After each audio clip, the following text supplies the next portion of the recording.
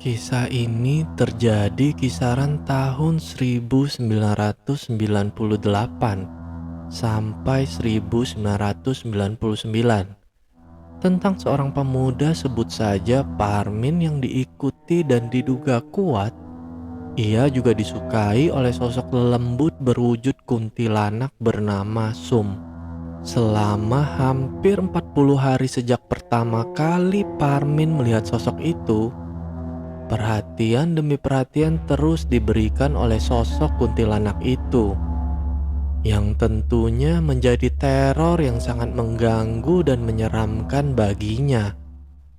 Bagaimana itu bisa terjadi? Seseram apa terornya? Bagaimana Parmin bisa tahu sosok kuntilanak itu bernama Sum?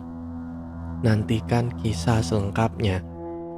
Halo para pecinta misteri di luar sana, berjumpa kembali dengan saya, kurator dari kanal Kisah Horor. Kali ini kita akan membacakan kisah dari akun Twitter @agilrsaputra yang berjudul Kuntilanak Sum.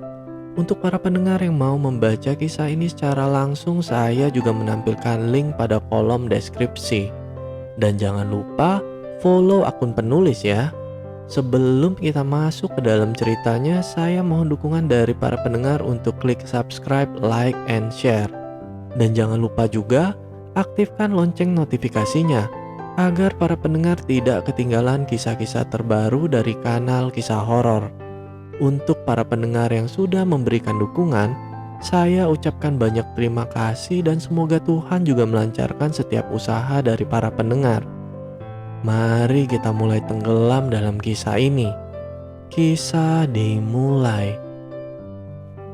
Di sebuah dusun kecil yang berada di kecamatan paling utara di Kabupaten Temanggung, di rumah sederhana tinggallah seorang pemuda 22 tahun bernama Suparmin.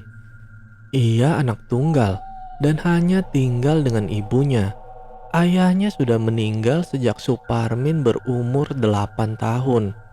Suparmin memang bukan keluarga kaya, tapi tidak bisa juga disebut miskin. Karena nyatanya ia bisa sekolah hingga lulus SMA dari usaha ibunya membuat keripik singkong. Sejak lulus, Suparmin menjadi tangan kanan ibunya menyuplai keripik singkongnya ke warung-warung hingga pasar. Bersamaan dengan pecahnya krisis moneter tahun 1998, permintaan justru meningkat, tapi tak dibarengi dengan pemasukan yang malah berkurang karena dampaknya banyak pedagang yang mengutang. Tapi itu tak begitu membuat usaha Parmin dan ibunya goyah. Mereka tetap berjalan meski harus terbiasa dengan sistem yang berbeda. Setiap pagi dan sore, Suparmin mengantar pesanan di tempat yang berbeda-beda, dari pasar dan desa-desa dengan motor Honda CB100. Suparmin dengan giat membantu ibunya menyuplai dan menagih uang ke setiap pelanggannya. Upahnya 12.000 per hari. Itu sudah cukup baginya. Lagian, itu kan upah bersih. Karena bensin dan makan jelas Parmin masih ikut dengan ibunya. Ia sangat nyaman dan bahagia dengan pekerjaannya itu. Namun, ia tak tahu bila suatu hari sesuatu hal akan terjadi. Sesuatu hal yang hampir merubah hidupnya selamanya. Di suatu siang di rumahnya, selepas Suparmin dari pasar, ia yang tengah leye-leye di kursi ruang tamu dipanggil oleh ibunya. Parmin diminta untuk mengambil bahan baku keripiknya di tempat Pak Sarman, seseorang petani ketela yang menjadi salah satu penyedia bahan baku untuk usaha keripik singkongnya. Hah? Pak Sarman? Apa nggak ada yang lain toh bu? Ke Pak De Sukri toh? Jawab Parmin seraya menyarankan untuk mengambil saja ke Pak De Sukri, petani ketela tetangganya. Punya Pak De Sukri belum panen. Sudah sana segera berangkat aja. Nanti lewat si Growong loh. Kalau kelewat malam pamali, kata ibunya dari dapur, sambil mengingatkan Parmin karena jalan menuju rumah Pak Sarman melewati daerah Sigrowong, salah satu tempat wilayah hutan pinus di pinggiran Kabupaten Temanggung. Parmin masih rebahan di kursi, menoleh ke arah jam dinding yang menunjukkan pukul 1:30 siang. "Ah bentar mak, tak tiduran bentar," kata Parmin kepada ibunya, yang sebenarnya ia agak malas untuk ke tempat itu. Hingga tak terasa, Parmin pun ketiduran dan dibangunkan kembali oleh ibunya. "Parmin, ini sudah jam 4:30 loh, cepat sana berangkat," kata ibunya membangunkan Parmin dengan agak marah. Parmin pun buru-buru keluar, menyalakan motornya dan berangkat menuju tempat Pak Sarman. Tapi apesnya, ban motor Parmin bocor. Ia menyadari setelah merasakan sisi bagian belakang motornya mulai tak enak. Tepat di ujung desa, depan jalan raya. Tak mungkin ia pergi ke tempat Pak Sarman dengan posisi ban belakangnya bocor.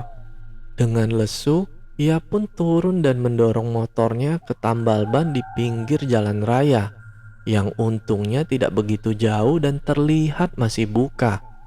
Ditambalkanlah ban motornya. Parmin menunggu dengan agak gelisah. Wah, nanti lewat si Growong lagi, batinnya dalam hati. Tapi ini memang kesalahannya yang tidak mengindahkan omongan dari ibunya untuk berangkat dari siang tadi. Singkat waktu, sekira 30 menit kemudian ban motornya selesai ditambal. Setelah membayar, Parmin langsung tancap gas menuju rumah Pak Sarman. Waktu sudah menunjukkan sekira pukul 5 sore. Langit juga terlihat semakin meredup. Tak ada yang ganjil di perjalanannya. Sampai akhirnya 100 meter sebelum Parmin melewati daerah itu, yaitu si Growong, ia mulai mengurangi kecepatannya dan menyalakan lampu depannya. Karena langit juga sudah mulai hampir gelap. Dari kejauhan, Parmin melihat seorang wanita mengenakan kaos oblong putih. Wanita itu berjalan ke arah yang berlawanan dengan Parmin. Di sini, Parmin tak berpikir macam-macam. Karena ketika jarak mereka semakin dekat, Parmin melihat wanita itu membawa sabit di tangan kanannya dan tali di tangan kirinya. Wah, pencari rumput, pikir Parmin dalam hati. Kondisi jalan di situ memang agak rusak, jadi mau tak mau, Parmin semakin memelankan laju kendaraannya, hingga akhirnya mereka atau Parmin dan wanita itu berada di jarak yang cukup dekat. Wanita muda nih, kata Parmin dalam hati. Mata mereka pun saling bertemu, dan entah inisiatif dari mana, dengan tanpa curiga Parmin pun melempar senyum kepada wanita itu, seraya melajukan motornya dengan amat sangat pelan, dan senyuman itu pun dibalas. Namun, disinilah keadaan semua berbalik, karena senyumnya diiringi dengan kucuran darah yang keluar dari mulut sang wanita itu. Melihat itu, Parmin pun langsung memalingkan pandangannya dan menancap gas. Astagfirullah, astagfirullah, astagfirullah, astagfirullah, astagfirullah. Itulah kata yang terucap dari mulutnya sepanjang jalan. Sesekali Parmin menampar pipinya, berharap ini hanyalah mimpi. Sampai akhirnya ia tiba di rumah Pak Sarman bersamaan dengan azan maghrib yang berkumandang. "Kok maghrib-maghrib tondol?" kata Pak Sarman sambil menyuruh Parmin untuk masuk. "Iya nih Pak, tadi saya ketiduran," jawab Parmin dengan sedikit terbata. Pak Sarman pun menyiapkan pesanan Parmin. Sementara di sini Parmin masih terlihat syok, namun ia mencoba untuk menenangkan diri. Satu karung penuh berisi ketela pun dibawa Pak Sarman dari dalam. "Bentarlah, gak usah buru-buru, habis maghrib aja ya," kata Pak Sarman seraya meletakkan karung itu di dekatnya. Di sini Parmin yang biasanya supel pun hanya menganggukkan kepalanya. "Kamu itu kenapa toh? Kok pucet gitu mukanya? Habis lihat apa?" kata Pak Sarmin yang sepertinya mempunyai intuisi yang tepat ketika melihat gelagat Parmin. Di sini akhirnya Parmin pun bercerita tentang apa yang baru saja ia alami. Saya habis lihat demit Kang, di Sigrowong. Saya sekarang gak berani pulang, kata Parmin sambil menjelaskan detail kejadian tadi. Lah, wong sore-sore hampir maghrib kok lewat Sigrowong, kata Pak Sarman sambil tertawa, seakan tahu resiko lewat di daerah itu saat petang hari.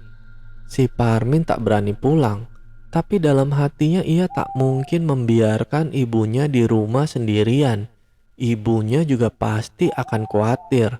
Sementara Pak Sarman juga tak bisa mengantar, karena selain tak berani, beliau juga tak punya kendaraan. Akhirnya setelah menenangkan diri dan mengumpulkan keberanian, Parmin pun memaksakan diri untuk pulang membawa satu karung penuh ketela yang diikat di jok bagian belakang motornya. Tak henti-henti Parmin berdoa dalam hati di sepanjang perjalanan. Hingga ketika Parmin melewati daerah itu lagi, tempat di mana dia bertemu dengan sosok wanita menyeramkan itu. Jantungnya berdegup kencang. Pandangan matanya ia luruskan ke depan. Ia tak berani menoleh. Dan sekira beberapa meter setelah ia melewati tempat itu, tiba-tiba krek, seperti ada sesuatu yang menumpang di bagian belakang motornya. Parmin sangat bisa merasakan. Kini motornya terasa lebih berat. Di sini pikiran Parmin mulai macam-macam. Namun, ia tak berani memeriksanya. Yang bisa ia lakukan adalah tancap gas. Dan bagaimana caranya agar ia bisa cepat sampai ke rumahnya. Hingga ia pun sampai di pintu masuk gapura desanya. Disinilah Parmin baru berani untuk berhenti dan memeriksa ada apa di belakangnya. Namun, setelah dilihat, dia tak menemukan apa-apa. Parmin pun menghela nafas lega dan menjalankan kendaraannya lagi untuk menuju rumahnya. Ia pun sampai di rumahnya. Ibunya yang khawatir sedikit memarahinya. Namun, di sini Parmin tak menceritakan apa yang tadi ia alami kepada ibunya. Di sini Parmin menggunakan ban bocor sebagai alasan mengapa ia pulang agak terlambat. Dengan muka lesu, Parmin mengangkat satu karung ketela itu menuju dapur di bagian belakang rumahnya. Ia pun mencuci mukanya dan segera masuk ke kamar. Suparmin merebahkan diri di atas ranjangnya sambil merenungi apa yang tadi ia alami. Ia seperti tak percaya, karena ini adalah pengalaman pertamanya bersentuhan dengan dunia lelembut. Seketika rasa ketakutannya kembali muncul mengingat wajah dari wanita itu. Ia segera keluar dari kamarnya dan menemui ibunya di dapur, yang tengah melepaskan ketela dari kulitnya dengan air. Parmin pun membantu ibunya, tanpa ada obrolan yang mengiringi mereka seperti biasanya. Apakah harus cerita? Batin Parmin walau sampai aktivitas itu selesai, tak ada satu kata pun yang terucap dari mulut Parmin. Waktu sudah semakin malam. Ini waktunya istirahat. Sementara Parmin mulai merasakan pegal dan berat di pundak bagian kanannya. Entah apa penyebabnya, yang jelas ia tak mencoba untuk berpikir yang aneh-aneh. Tapi semakin lama pundaknya semakin berat saja. Badannya juga terasa menjadi tak enak. Ia mencoba untuk tak menghubung-hubungkan hal itu dengan kejadian tadi. Meski sebenarnya firasatnya berkata, ini pasti ada hubungannya. Di sini Parmin yang mulai lemas mencoba untuk tidur. Ia sebenarnya juga sangat mengantuk. Tapi ketika memejamkan mata, bayang-bayang wajah dari sosok wanita itu selalu terbersit, muncul di pikirannya. Entah kenapa, Parmin merasa tak sendiri. Walau tidak terlihat, tapi ia merasa ada orang lain di kamarnya selain dia. Berulang kali ia merubah posisi tidurnya. Entah berapa lama ia mencoba untuk tidur tapi tak bisa. Hingga tiba-tiba seperti ada bau wewangian yang lewat merasuk ke indera penciumannya. Seketika Parmin terperanjat dan kini merubah posisinya menjadi duduk di atas ranjangnya. Dahinya mengernyit, matanya mengamati setiap sudut kamarnya, seraya meyakinkan apakah bau itu benar adanya. Tapi setelah diamati, nyatanya memang benar. Bau melati itu berkutat kuat di dalam ruangan kamarnya. Parmin mulai ketakutan dan kembali meringkuk di ranjangnya dengan selimut tipis menutupi seluruh tubuhnya hingga kepala. Di balik selimut, Parmin terus berdoa. Meskipun itu tak begitu membantunya mengurangi rasa takutnya. Waduh, jangan-jangan dia ikut pulang ke rumah, batin Parmin. Dan di antara ketakutannya yang tak tergambarkan itu, tiba-tiba saja terdengar suara yang seperti memanggilnya. Sejenak Parmin menahan nafasnya setelah mendengar suara itu. Namun, di sini ia tak begitu yakin apakah suara itu memang ada atau hanya halusinasinya saja. Hingga akhirnya suara itu terdengar lagi, dan ini jelas bukan halusinasi Parmin. Tak selang beberapa lama, suara itu kembali terdengar dengan nada yang lebih panjang. Suaranya adalah suara dari seorang wanita. Yang jelas itu bukan suara ibunya. Mendengar itu, keringat Parmin mulai bercucuran. Lidahnya keluh. Jelas Parmin tak berani membuka selimutnya. Ia sangat ketakutan dan terus memejamkan matanya. Parmin merasa suara itu berada tepat di samping tempat tidurnya. Lagi-lagi suara itu muncul.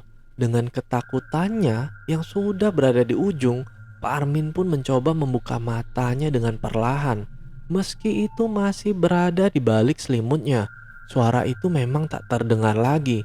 Namun, dari balik selimut tipisnya, Parmin samar-samar seperti melihat bayangan yang berada tepat di depan.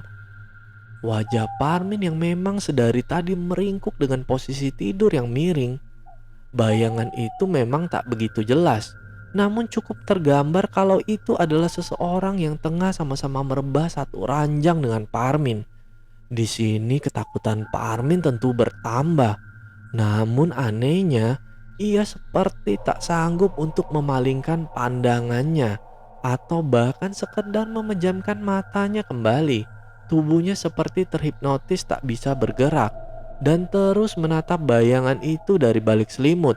Dan perlahan-lahan Parmin merasakan ada yang membelai tubuhnya, mengusap-ngusap kepalanya.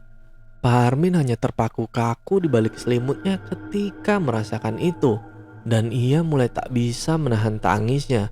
Sementara belayan itu masih Parmin rasakan, semakin lama terasa nyata dan nyata. Di sini Parmin pun mulai sedikit bisa bicara. Jangan ganggu aku, kata Parmin dengan terbata-bata. Namun setelah ia berkata seperti itu, dengan tiba-tiba dan tanpa aba-aba selimut Parmin terbuka sendiri. Seperti ada yang menyeretnya. Sret! Dan tepat di depan wajahnya, Parmin melihat wanita itu lagi. Kini wajah Parmin dan wajah sosok wanita itu saling berhadapan. Suparmin semakin menangis melihat itu. Namun di sisi lain ia juga tak mampu untuk memalingkan pandangannya. Sosok itu terus memandangi Parmin dengan senyuman kecil yang menyeramkan. Perlahan-lahan sosok itu semakin mendekatkan wajahnya ke Parmin. Dan saat benar-benar dekat dan hampir bersentuh muka, sosok itu berkata kepada Parmin dengan nada berbisik. Kata-katanya tidak pernah Parmin lupakan seumur hidupnya. Sosok itu berkata, Aku Sumira, Mas. Masih ingat denganku kan? kata sosok itu seraya melebarkan senyumnya dan sosok itu pun memeluk Parmin dengan erat. Parmin mencoba memberontak sekuat tenaga, namun justru dibalas dengan tawa cekikikan oleh sosok itu. Sampai akhirnya Parmin bisa berteriak sekuat tenaga dan sosok itu pun menghilang begitu saja. Tak selang beberapa lama, ibunya yang nampak mendengar teriakan Parmin datang menghampiri ke kamar. Malam itu menunjukkan sekira pukul 2 dini hari. "Ada apa, Tomin?" kata ibunya seraya mendekat ke Parmin yang masih di atas ranjang dengan keringat yang bercucuran. "Ada demit, Ma. Ada demit," kata Parmin sambil menangis dan terbata. Sang ibu pun mencoba menenangkan Parmin dan mengajaknya untuk pindah ke kamar ibu. Parmin pun menurut dan segera beranjak dari ranjangnya dan tidur di kamar ibunya tanpa menceritakan lebih detail tentang apa yang baru saja ia alami. Singkat cerita, esok hari pun tiba. Parmin terbangun dengan lesu. Ia berjalan pelan dan duduk di ruang tamu, melamun memikirkan tentang kejadian semalam. Di pagi yang dingin itu, refleks spontan Parmin menyilangkan tangannya kedua lengannya untuk meminimalisir rasa dingin di pagi itu. Namun, ketika tangannya menyentuh lengan, Parmin seperti merasakan sakit di kedua lengannya. Parmin pun memeriksanya, dan anehnya, terdapat luka lebam yang membiru di kedua sisi lengannya. Tak sengaja juga ia mengusap mukanya dan merasakan sakit yang sama. Segera Parmin bercermin, dan terdapat luka kecil di pelipisnya yang sama seperti di lengannya. Aneh sekali luka ini, yang tiba-tiba muncul begitu saja tanpa sebab. Parmin mencoba untuk tidak memperdulikan itu. Bergegas ia menuju ke dapur dan duduk di depan pawon atau tungku perapian. Terlihat ibunya juga tengah memasak. Sembari membunuh dingin, Parmin melamun menatap api yang membara di tungku itu. Tak selang beberapa lama, lamunan Parmin dipotong oleh perkataan ibunya.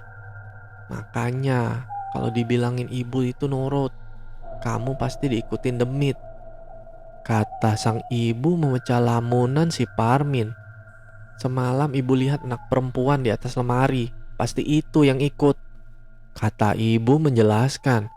Jadi, ternyata sang ibu ini mempunyai kelebihan untuk mudah melihat makhluk halus. Parmin dari dulu sebenarnya sudah mengetahui perihal kemampuan ibunya ini. Tapi karena dia tidak mempunyai bukti dan hanya sebatas omongan orang sekitar kalau ibunya ini saringan memedi, Parmin tak begitu memperdulikannya. Sampai akhirnya kejadian semalamlah yang membuat Parmin menjadi percaya. Karena itu juga pengalaman pertamanya. "Hantunya masih ikut saya nggak, Mak?" kata Parmin seraya mendekat ke ibunya. Sang ibu menatap Parmin dengan serius dan seperti melihat sesuatu di wajah Parmin. Ibunya langsung bertanya kepada Parmin. "Dia menampakkan diri di sebelah mana?" kata ibunya. "Sampingku, Mak, di atas ranjang," jawab Parmin dengan rautnya yang agak panik. Sang ibu langsung menyeret Parmin ke kamarnya dan beliau memeriksa sprei di ranjang Parmin. Dan apa yang ibu temukan sungguh janggal, karena beliau menemukan helaian-helaian panjang rambut uban di atas kasur Parmin. Dan tak lama kemudian, sang ibu langsung muntah-muntah. Entah apa yang sang ibu rasakan. Parmin terlihat memegangi ibunya dengan raut yang kebingungan. "Sana, panggilkan Paman Semo, gak beres ini," kata ibunya menyuruh Parmin untuk memanggil pamannya yang kebetulan masih tinggal dalam satu dusun. Parmin pun bergegas ke rumah Paman Semo dan menyuruhnya datang ke rumah. Terlihat kini Paman Semo dan Parmin berjalan beriringan dengan Parmin yang berada beberapa langkah di depan. Namun, tak selang beberapa lama, Paman Semo seperti berlari dan memegang pundak si Parmin. Tampaknya Paman Semo tahu akan sesuatu. Dan sampailah mereka di rumah. Bertemulah Paman Semo dengan sang ibu. Ini Parmin kok kayaknya diikutin. Ini saya nemuin rambut di atas kasurnya, kata ibu Parmin seraya memperlihatkan temuan rambut itu. Iya mbak, aku sudah tahu. Lah itu demitnya dari tadi gandeng tangannya Parmin terus, kata paman Semo sembari menengok ke arah Parmin. Parmin pun geser dari tempat berdirinya semula, seraya mengelus lengannya. Ia tentu terlihat sangat ketakutan. Meski Parmin tak bisa melihat sosok yang menggandeng tangannya itu, yang jelas saat itu Parmin hanya merasakan berat dan pegal pada sisi lengan kanannya. Sedikit informasi, paman Semo ini adalah adik kandung dari ibunya Parmin, dan beliau juga mempunyai kemampuan seperti ibu Parmin. Namun, bisa dikatakan kemampuannya ini benar-benar diasah. Jadi paman Semo ini terlihat lebih menguasai. Singkat cerita, hari ini semua aktivitas sehari-hari yang biasanya dilakukan Parmin dan ibunya benar-benar ditunda dan fokus untuk mengatasi Parmin. Entah kenapa sang ibu terlihat sangat khawatir dengan Parmin. Beliau seperti mempunyai firasat kalau sesuatu ini akan berkepanjangan. Paman Semo terlihat ke belakang rumah untuk mengambil wudhu, dan setelah itu mendudukkan Parmin di ruang tengah. Di sini Parmin sudah mulai bergelagat agak aneh. Matanya melirik ke sana kemari dan sesekali terlihat tersenyum. Sang paman pun mengajaknya bersalaman sambil mengucapkan doa-doa.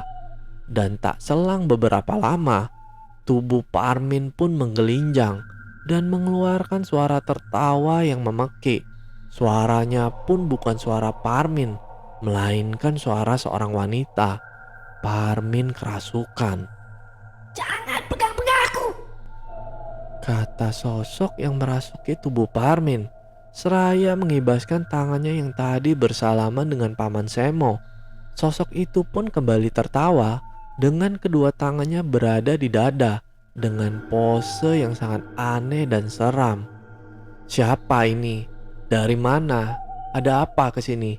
Keluarlah, kata paman Semo kepada sosok yang merasuki Parmin. Siapa aku? Aku Sumira. Hihihi. Hihihi. Jawab sosok yang merasuki Parmin itu dengan tertawa. Tawanya semakin tak terkendali sampai membuat para tetangga Parmin berdatangan. Dan setelah itu paman Semo pun memegang kepala Parmin. Ia membacakan doa-doa. Parmin pun terkulai tak sadarkan diri, dan digotonglah Parmin masuk menuju kamarnya. Sementara para tetangga mulai riuh menanyakan apa yang terjadi. Di sini sang ibu agak lega setelah beberapa saat kemudian Parmin terlihat sudah siuman, walau belum terkuak. Apakah makhluk itu benar-benar pergi atau hanya keluar saja dari raga Parmin? Singkat cerita, malam pun tiba. Parmin sudah tidak merasakan berat lagi di pundaknya, walau di hatinya masih gelisah. Takut makhluk itu mendatanginya lagi. Ibunya ingin menemani Parmin di kamar, tapi ia tak mau. Sebagai anak yang tidak manja, si Parmin menenangkan ibunya bahwa semua sudah baik-baik saja. Parmin pun beranjak untuk tidur dengan tasbih di genggamannya.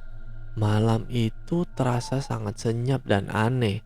Bahkan suara-suara binatang malam pun seperti tak terdengar di telinga Parmin.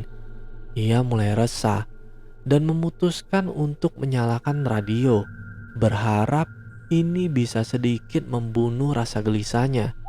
Hingga tak terasa, menit berganti jam, semua siaran telah berakhir. Namun, Parmin masih tetap terjaga. Waktu sudah menunjukkan pukul jam 12 malam. Parmin mencoba untuk memejamkan matanya, seraya bersikir dengan tasbihnya. Namun entah mengapa, hatinya menjadi gusar.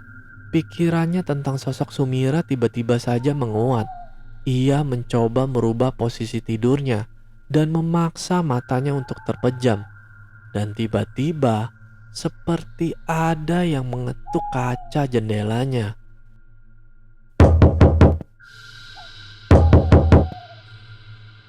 Seketika ia terperanjat, menoleh ke kanan dan ke kiri. Ia segera memeriksa jendelanya dengan rasa penuh keraguan, dengan tergesa dan tanpa aba-aba. Srek!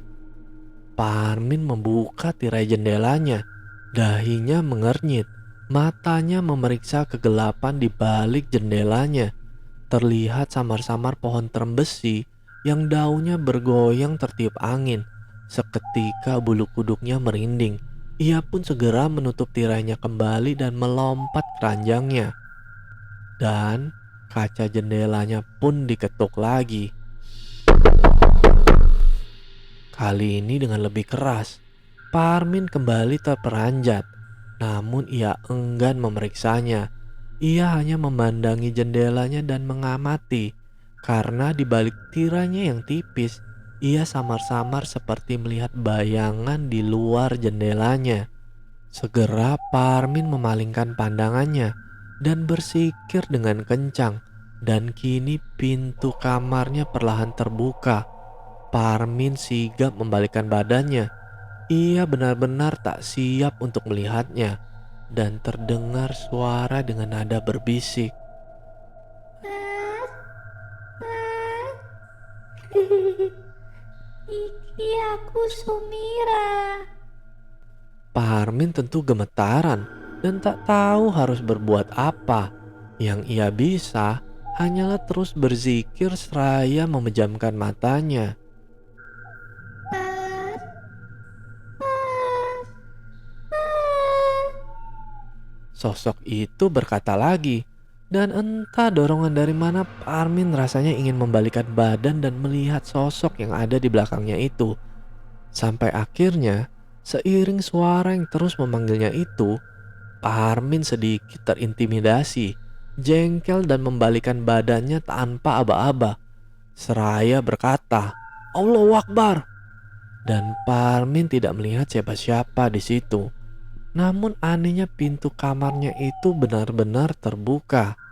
Berarti benar, tadi ada seseorang yang membuka dan masuk ke kamarnya.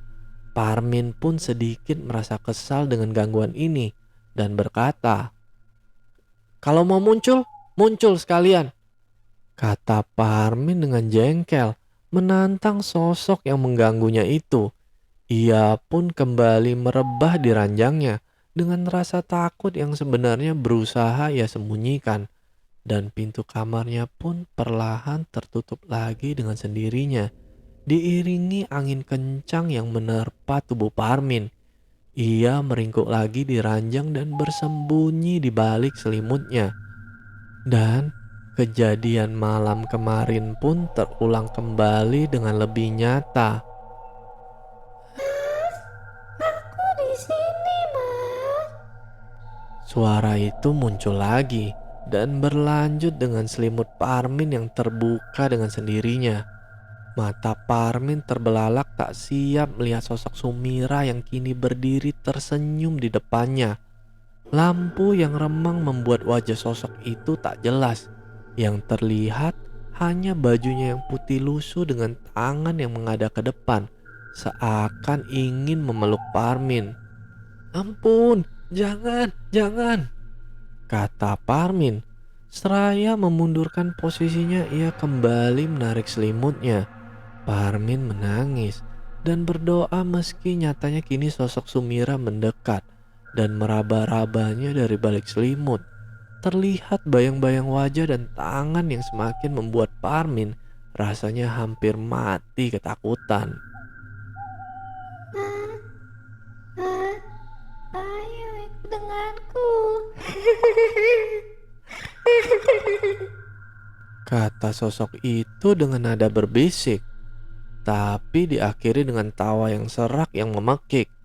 Parmin pun membuka selimutnya sambil berkata, "Jangan ganggu aku, jangan ganggu aku," kata Parmin seraya membuka matanya dengan perlahan. Dan sosok itu pun lenyap.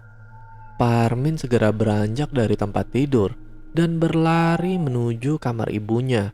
Namun belum sampai ke kamar ibunya, langkahnya kembali terhenti karena ada sosok yang tengah berdiri di atas meja di ruang tengahnya. Kali ini wajahnya terlihat dengan sangat jelas. Sosok itu tertawa mengikik seraya berkata,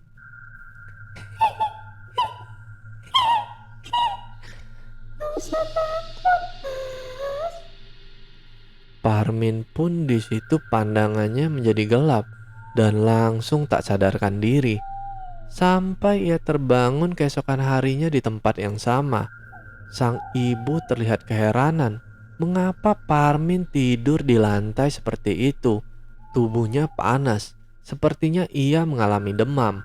Parmin terlihat diam tak menjawab pertanyaan dari ibunya. Hingga ia dibawa masuk ke kamarnya lagi. Ibunya tentu khawatir dan memanggil adiknya kembali yaitu Paman Semo. Setelah sang paman datang dan melihat keadaan Parmin, beliau pun berujar bahwa ini tidak baik-baik saja. Makhluk itu belum benar-benar pergi.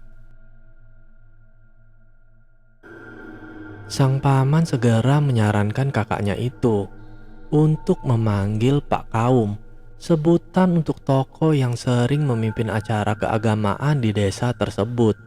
Selain sebagai tokoh agama, beliau ini juga dikenal sebagai orang pintar yang cukup terkenal di daerah ini. Singkat cerita, datanglah Pak Kaum ke rumah Parmin. Terlihat Parmin yang terbaring di atas ranjangnya. Astagfirullahalazim, kata Pak Kaum seraya mendekat ke ranjang Parmin. Dan beliau pun memegang jempol kaki Parmin sambil membaca doa. Seketika mata Parmin terbuka. Tubuhnya menggelinjang memberontak seperti kesakitan. Kurang ajar semua ya.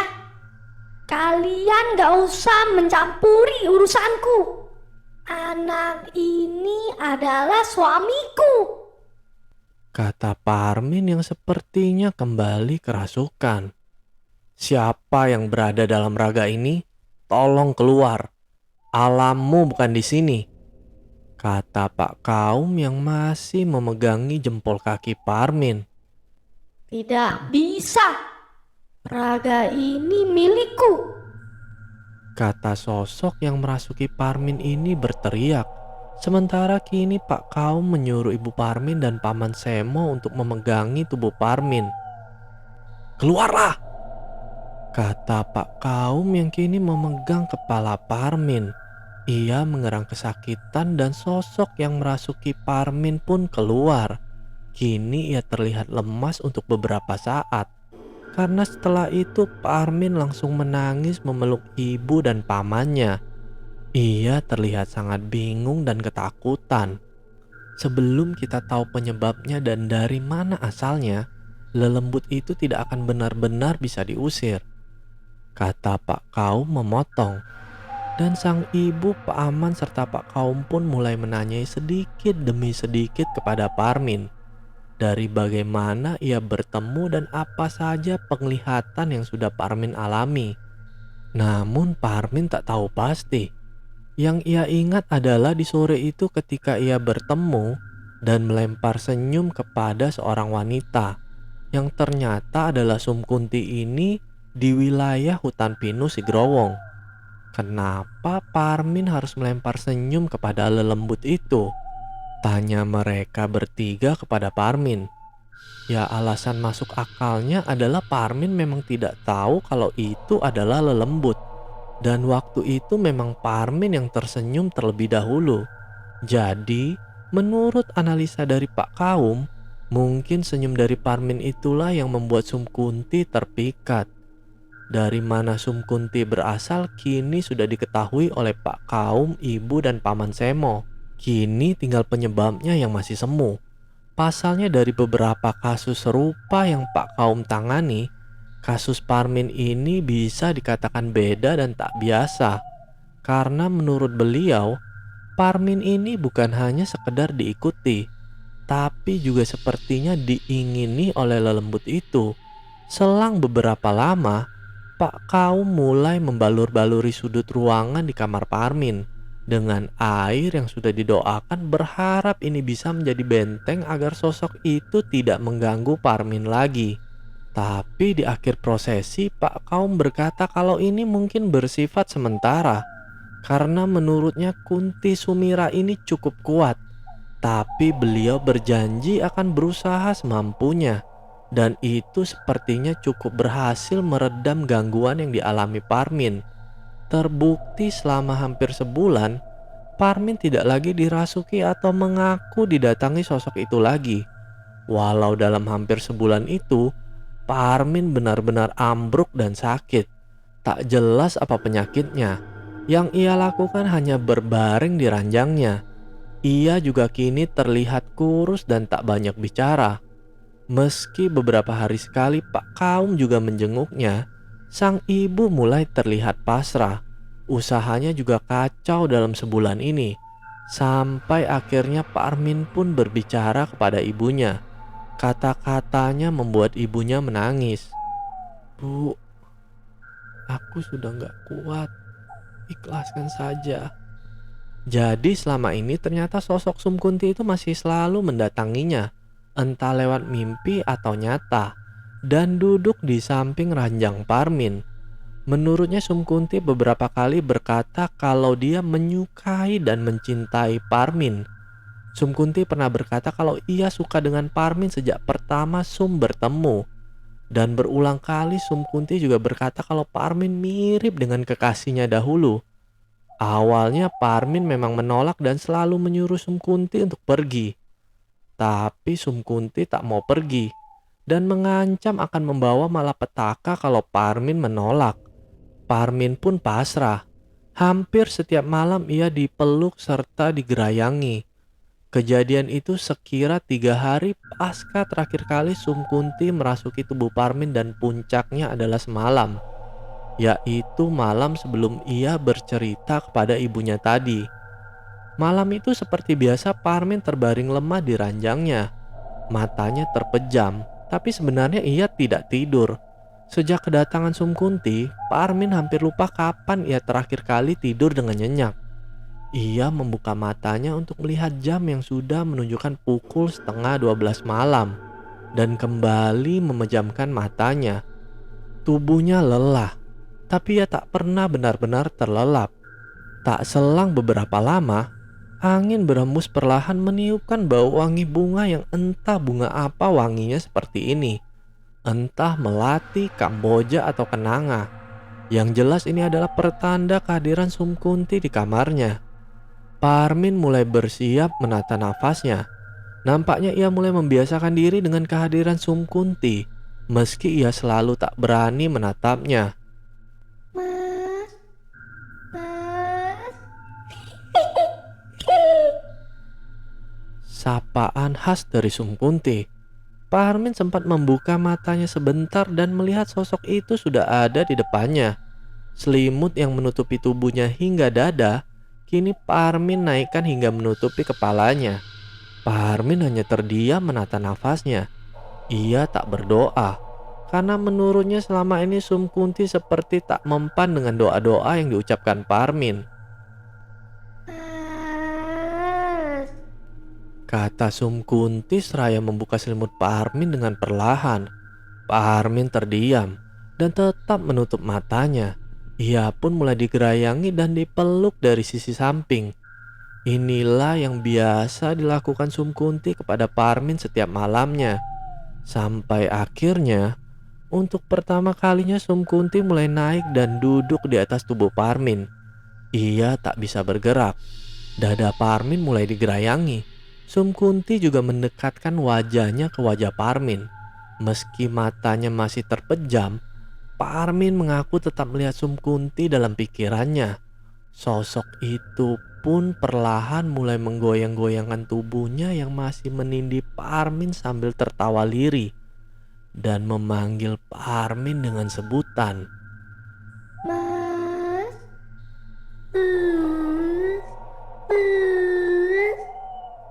Sembari terus menggoyangkan tubuhnya, sosok Sum Kunti membekap mulut Parmin dan membuat Parmin membuka matanya.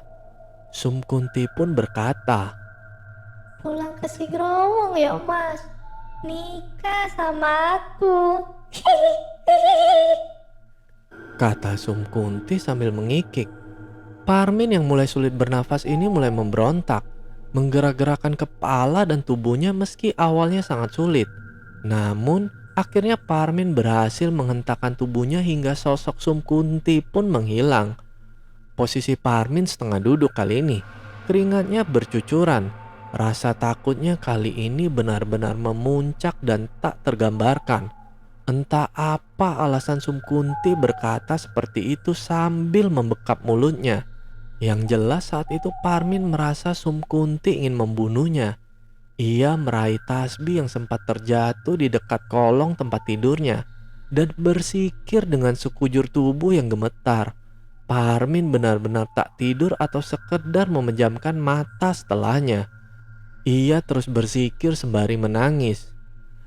Gila aku kalau begini terus, kata Parmin dalam hati.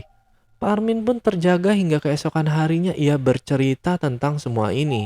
Ibunya yang mendengar itu tentu menangis dan meminta Parmin untuk tidak menyerah.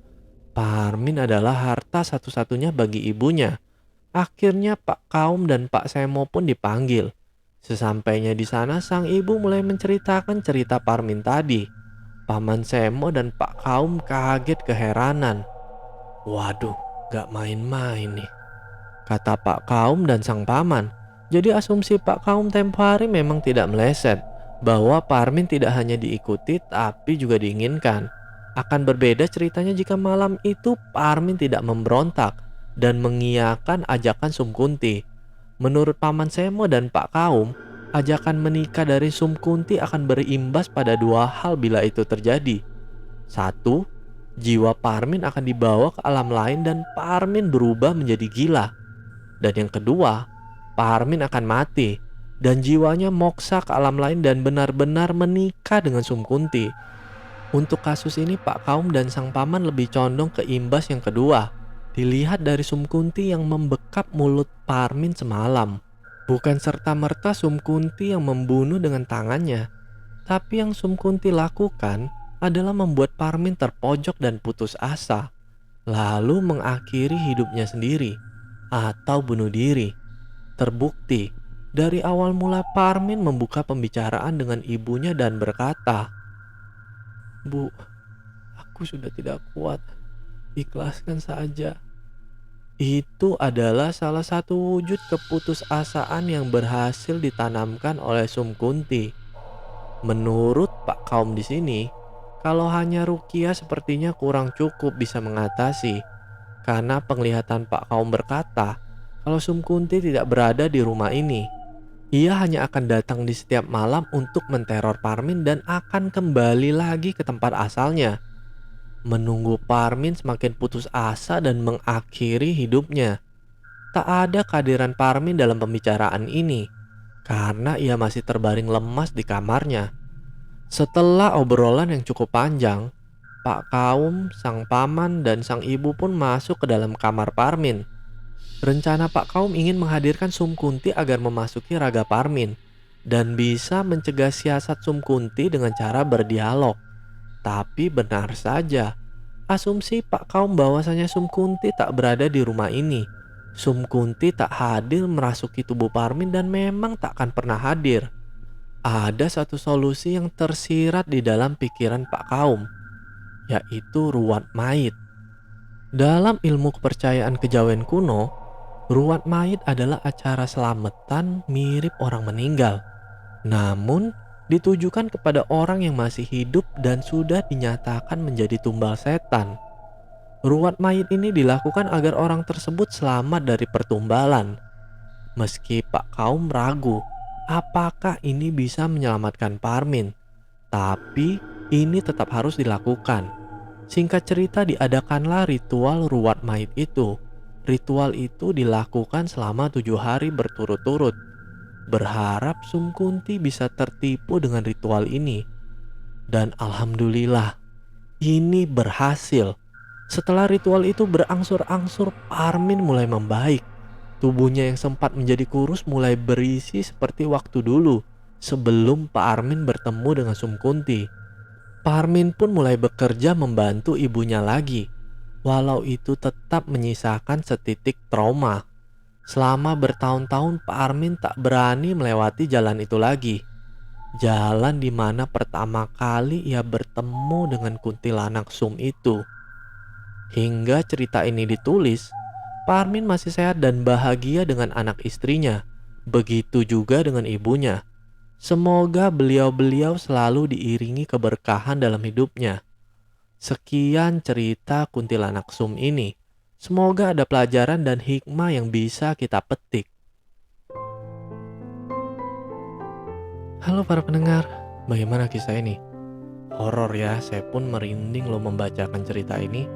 Jadi pelajaran yang bisa kita ambil, jangan sembarangan senyum kepada cewek yang kita tidak kenal. Apalagi cewek yang jalan sendirian di dalam hutan ya. Baiklah, cukup sekian kisah horor kali ini. Semoga para pendengar beserta keluarga sehat selalu dan sampai bertemu lagi dengan kisah horor berikutnya. Tentu saja di kanal Kisah Horor. Bye!